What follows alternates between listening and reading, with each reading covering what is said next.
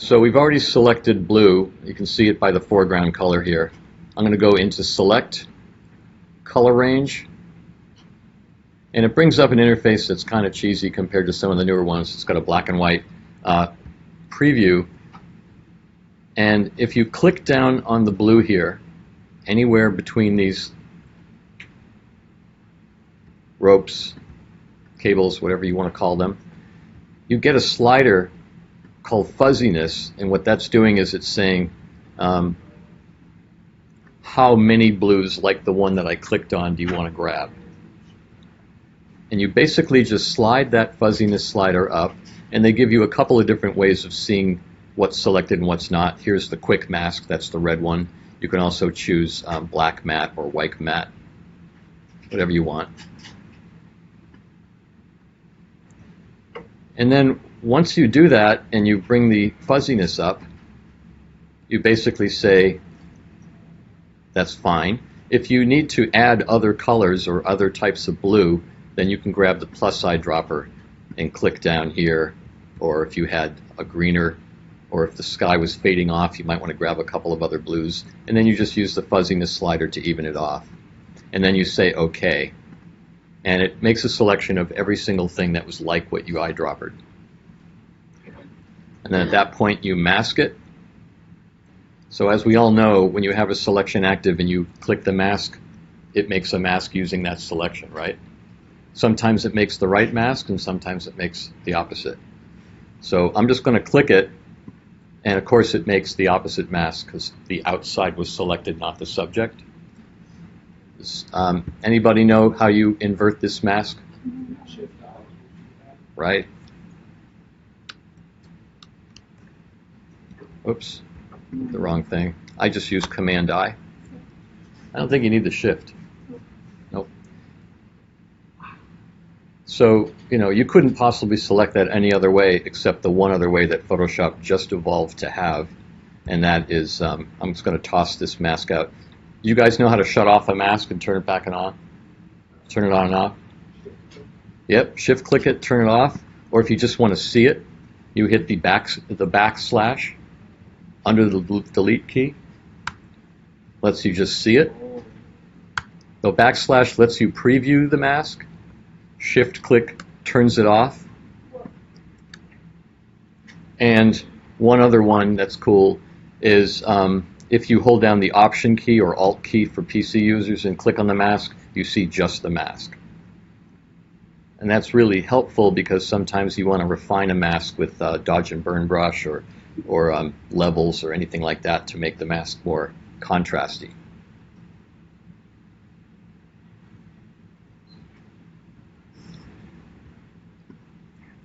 Do you have a list of these commands? Say what? Do you have a list of these commands available? A list of? The commands were like the hotkeys, the shortcuts that you guys want. Yeah, I gave you guys, remember I gave you the Photoshop keyboard? I also put the Lightroom one on this syllabus too. So you have both of those, and there's some keys on that probably explain it. And also the documentation that I included with this, that's got them as well. Yeah. So all you really have to remember is shift click the mask, backslash the mask, or option click it. You get all three ways of seeing the mask or turning it off. I'm going to toss the mask out.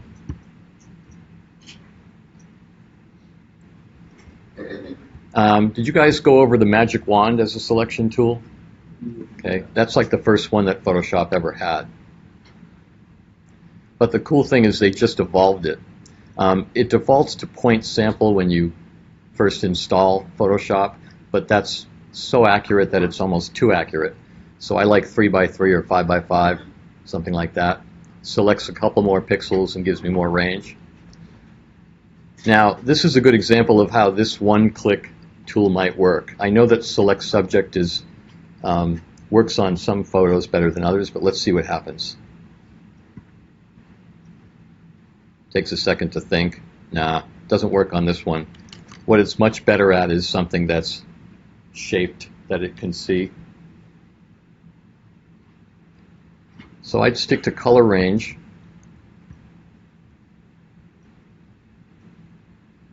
And if you hit select and mask at this point, Your other option is to see whether or not any of these tools work, but honestly, I think these only work locally. They don't contiguously see everything that's been selected. Contiguous is when things are connected versus overall when things are disconnected. So I'd stick with color range and just keep it like that and give it a try. Now, if you select, let's say I magic wanded this piece here, you can go into Select menu and you can get color range there. You can also say expand, you can go similar. So there's a couple ways of getting there. But I can see right now that this is a fairly incomplete selection because there's some pieces here that didn't quite equal what I first clicked on. They're a little bit lighter in color. So for instance, if I'm doing green screen photography, that might be sometimes a faster way of grabbing the green screen. Or you can try subject. I guess you spent some time with Jason on that. Anybody shot green screen here? Like video? Well, video, but even for stills. Yeah. Well, the thing about shooting green screen for stills is if you've got light-colored hair, it can really interfere with selecting out the hair. It's pretty powerful. I think that's enough stuff to put in your brain for today.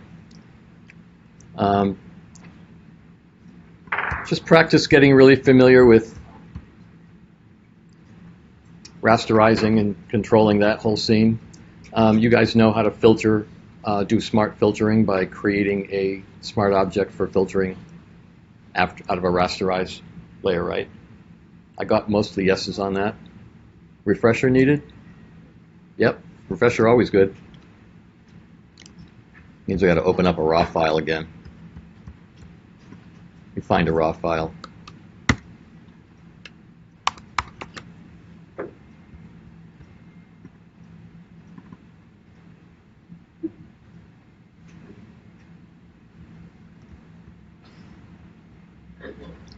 Open this up as a smart object. What do I click in order to get this to turn into Open Smart? Right. There he is. So down the road, let's say I bring in another element, but I want to be able to do filtration on it.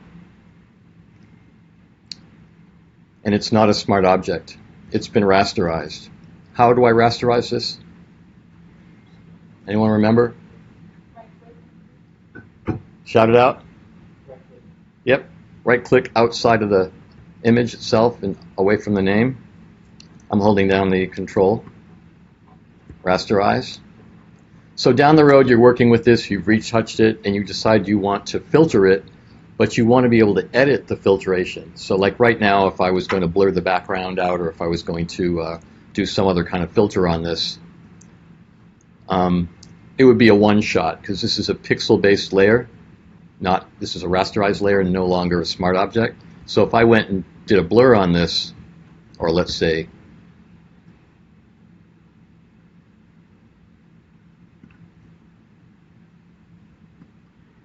here, get out of this tool here. If I'd selected around the horse, well, I'm not going to try that. I'll tell you what I am going to try though. I'm kind of curious whether select subject would work. Yeah, I'll just show you a filter. I'm going to get into blur. I'm going to grab Gaussian blur. Once I've done it, it's done. As soon as I run out of history or I shut the document, that blur's locked in. But if I have a regular layer that's not a smart object, and I want to have an editable filter, I just go into Convert for Smart Filters under the Filter menu, and it'll turn any layer into what looks like a regular smart object, but it's not connected with a raw file. It's just been made into a smart object so that you can do things and make them editable. Now, if I do the blur,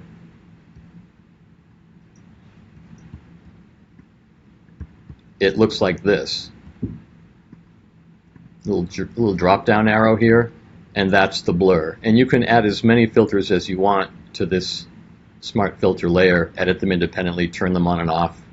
Now I'm going to edit this back by double clicking it, lowering the effect. And even though this isn't exactly a replacement for a layer mask, this is a filter mask. So whenever you use a smart filter, it comes with a mask, which means you can mask away what you don't want that filter to do. In this case, I'm just going to primitively protect the horse from the effect. One thing that this can be kind of helpful with is when you want to do the appearance of a really, really shallow DOF on something that was shot at a higher depth of field. Like someone holding a bouquet in front of you, you can blur the whole thing and then get that bouquet to be really sharp. So you can turn your f3.5 lens into an f1.2. But the great benefit of these is not just the mask that's associated with it, but the ability to then make decisions later on how much of the effect you want. Just know that if you stack other kinds of effects on it, the mask works on them all at the same time. Okay, super helpful. Now, if I was to double click this the way I would if I wanted to redevelop a for real smart object, in this case, because it's not a true smart object, it actually opens up as if it's a different file, so that doesn't really work. But the point that Adobe's making is that when you make a smart object, you in a sense get the ability to edit it outside of that document, make any change you want. I'm just going to do something kind of crazy here.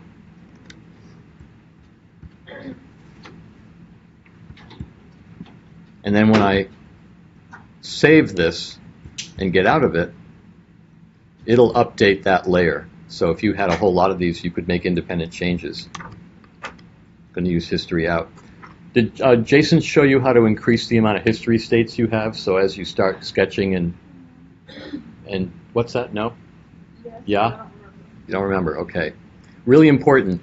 When they ship Photoshop, they give you 50 history states or 20, which if you're retouching, you can use that up in a second. Each of the strokes is a history state. So you can go into Photoshop's preferences and go into performance. I think that's where they've put it. Yeah. And you can up the history stage. Maybe something in the neighborhood of 150 or 200 give you a lot of retouching histories. Right? What's that, 1,000? 1,000. Yeah. Well, there's a little bit of a price to pay. Not a whole lot, but you might get performance, but go for it. If you need 1,000, man, you need to stop working. The only problem with history and Photoshop in general is that when you shut the document, it all goes away. It's different in Lightroom. Everything you do is permanently undoable as long as you have a raw file that you're working on. I've opened up raw files that are 5 or 6 years old, and I can see every single move I made in history in the development. What was that, Storm? Oh, do you know how to clear the cache on your cache? This guy? Yeah, because my scratch disk is always full, and I think it's from Photoshop. I don't think this app, I'm not sure this app lets you clear it. The way to clear the scratch disk is to quit Photoshop. Scratch goes away, it's temporary. Better way of handling that is to have a second drive like an SSD be your scratch disk, primary or secondary. And then when it runs out of room in one place, it goes to the other. Did Jason explain what a scratch disk is? And No. when they get, here's the only problem with using laptops. They have one hard drive in them, at least all the Macs do. And that hard drive has all your files on it. Most of us have a hell of a lot of files. We got music, videos, everything we have is on there, fonts, whatever. Well, Photoshop needs a big empty space to write its math into while it's working, including all those history states. The more history states, the more math it needs to write to. And when it runs out of space, it slows down or it gives you a funny cursor that's not quite working. So back when we were using tower computers and desktops, you could have second or third drives. So I had drives just dedicated to Photoshop. But if that disk has a lot of stuff in it, it has a hard time writing a big scratch file, which are typically 10 to 15 times the size of your file, sometimes 30 times. So if you can afford to get a fast disk like an SSD, you can ask that to be a primary or secondary scratch disk, and Photoshop will be super happy with you. That's one way to do it. The other is to just keep offloading stuff and leave at least 2/3 or half of your drive free whenever possible if you're going to be a heavy Photoshop guy, or at least a third. Most of us go right up to the edge. It behaves a little bit like that in a camera too. If you write to your card until it's done, you can sometimes corrupt the whole card. So I always pull my cards out well before they're done. And yeah, if you go all the way till it says out of room, that's okay. The camera's made to do that, but it sometimes can compress the what's called a directory that can lead to corruption. So I noticed that over years, when I fill my cards up, I had sometimes files that wouldn't open that day. So just be careful of that. So just for homework, just get used to doing some of the things I just showed you here that have to do with creating smart filter layers, working with them, being able to adjust your filter, and just take one of your photos and use that effect on it. Get used to making rasterized layers. Take one of your rasterized layers and make a smart filter layer out of it right here. And the one thing I was going to tell you before we close is when you have a smart filter layer, but you really want to get back those controls you have in a smart object, behind you import from RAW, you know you've got this under filter, camera RAW as a filter, okay? So that one gives you the interface you're familiar with. It's not the same as using the original smart object that came from a RAW. This is a rasterized layer that's been turned into a smart object just for external editing. So that's it for now.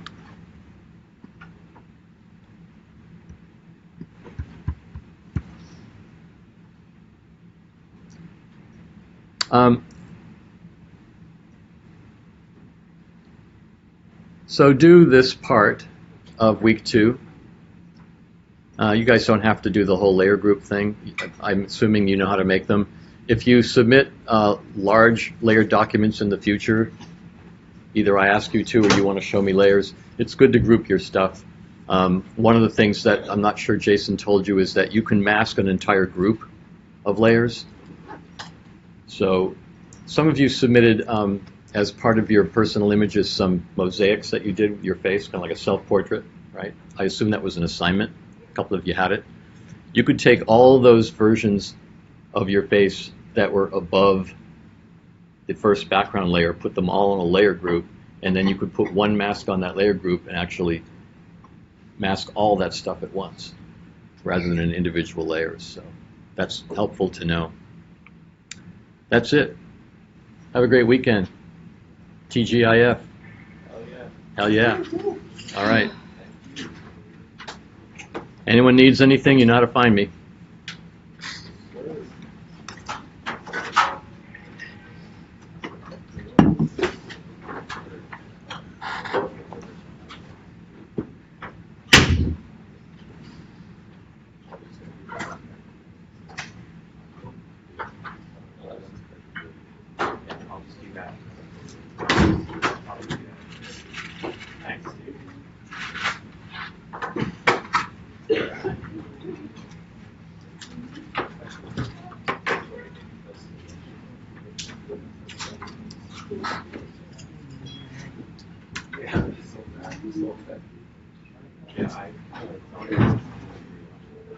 So this does connect to my computer? Does it work? Yeah. Is there a pen? Yes. Okay. I thought I used it. I just have no idea how to use it, but it does work. It's a fancy case. Get that too. There it is. You have to pull off the DJ. Okay. Let's make sure it works. Okay. I like that. Fun downstairs. Fun downstairs. Oh, you're not working. Oh, never mind. Oh, hell yeah. That means you're so awesome. 40?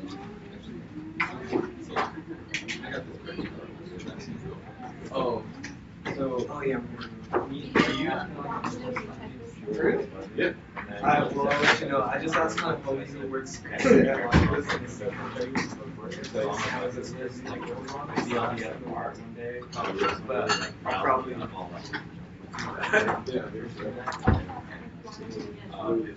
It's really ridiculous. Oh, it's funny. Yeah, I'm sure it does. Yeah, are you gonna do that? It's sad. I have a funny one.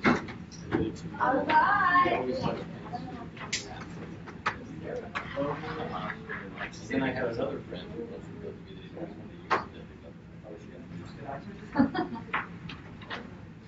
use it. Maybe you two get together or something. Something you guys can work that out. Yeah, I mean, I don't know. I don't think they're the wrong things, of course, but. And I didn't show the class about setting things up. No, I've never, like, So because you're the part of the You know what? This is how you can let go of it. I mean, I'm sure I can. I don't know how. Yeah, wherever how it works, this is close. Exactly. When you pull it up, you see. Okay.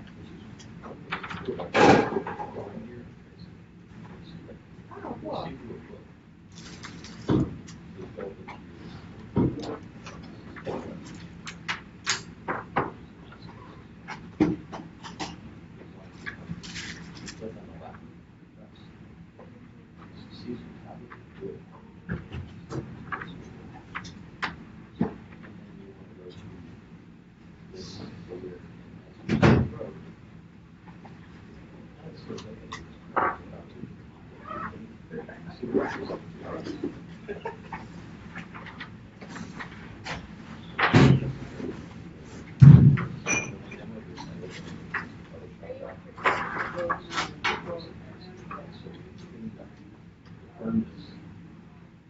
So that you can make it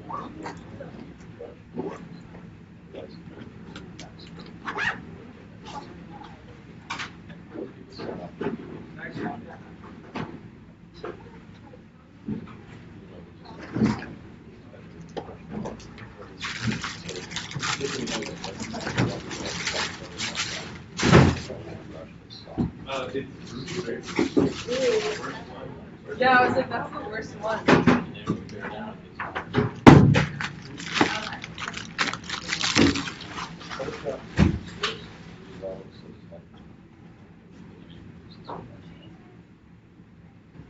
Oh, my alcohol. Wow. Oh my God. Oh, Tapping, what some people like tapping. My club.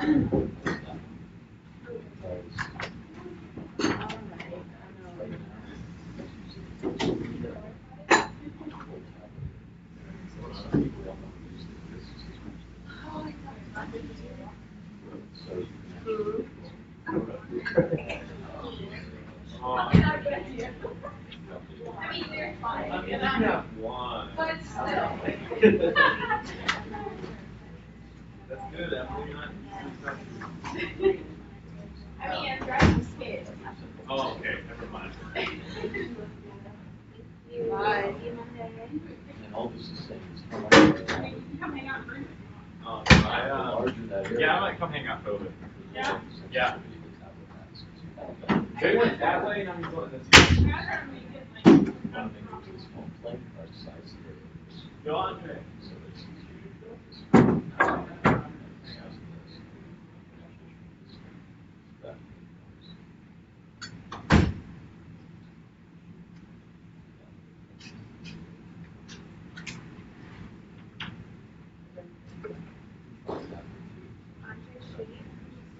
I mean, he's just screwing around doing shots. How long was that shot? You headed home or going to work? Already in the studio. I want No one else is. No, I'm sure you. No, I'm sure you actually have to. He's from the East Coast.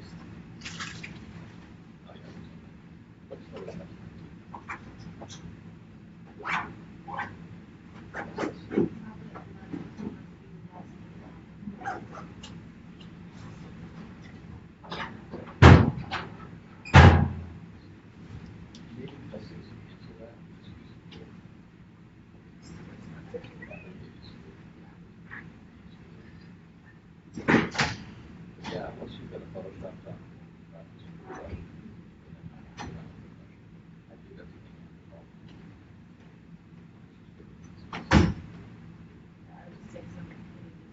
It does.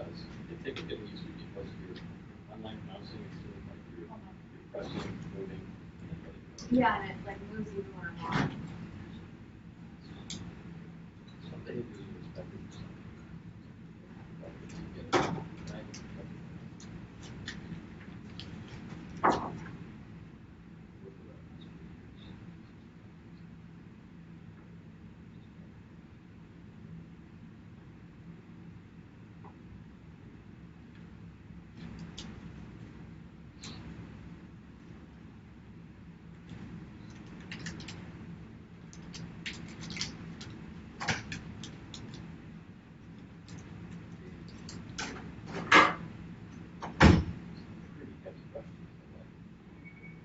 See the barely touch this, skating, so it's like go down. It's holding the brush.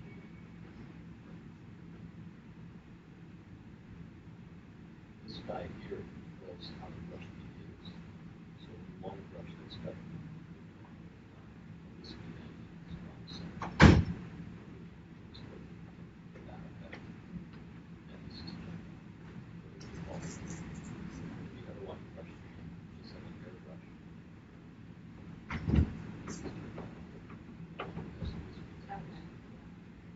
It's always fun. Thanks, Martin. You guys know how to use the brush size. Yeah, I think it is. Okay. So with that in mind, this right hand is basically the light.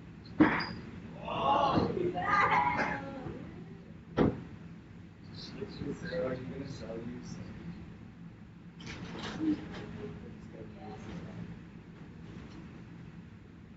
But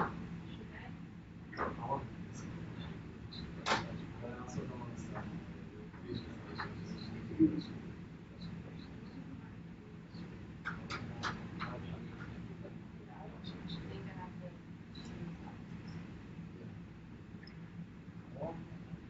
So you have a lot of controls that some of the default ones. You check out the content.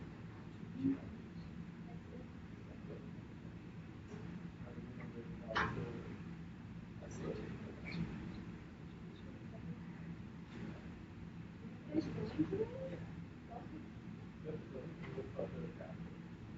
So the pressure sensitivity on the Wacom software is designed. It's probably going to be a range.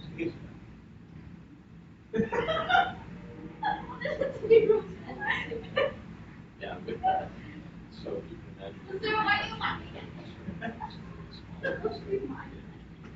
A light touch will get you there.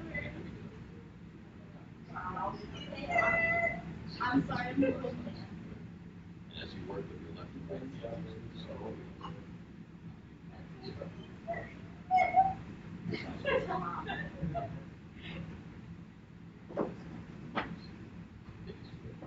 I think they have videos on the website.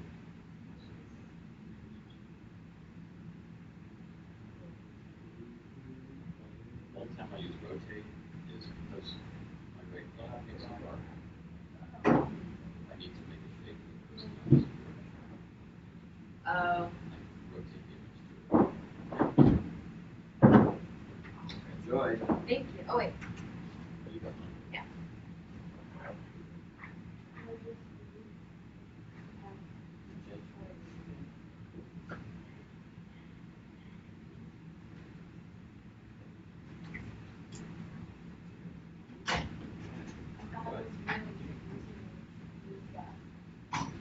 try to do mine, I'm like, do it. You just know you test. Sensitivity is, I'm trying to ask myself. but it's, I bet it's awesome once you get it. Once you get into it, Yeah. it's like you will put your mouse. It's like it's a great. I've always been curious about that. Special projects. If I use mine now, but then that That's just, it's a mouse. yeah. It's all kind of working out. I'm really on my That's amazing. Even the smallest ones are better. Yeah, I thought it's fun. Yeah. So I'll do a class demo on those Oh, yeah. in a week or two. Great. All right.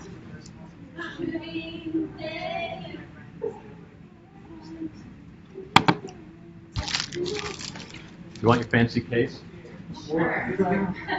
Shaking your friends is better.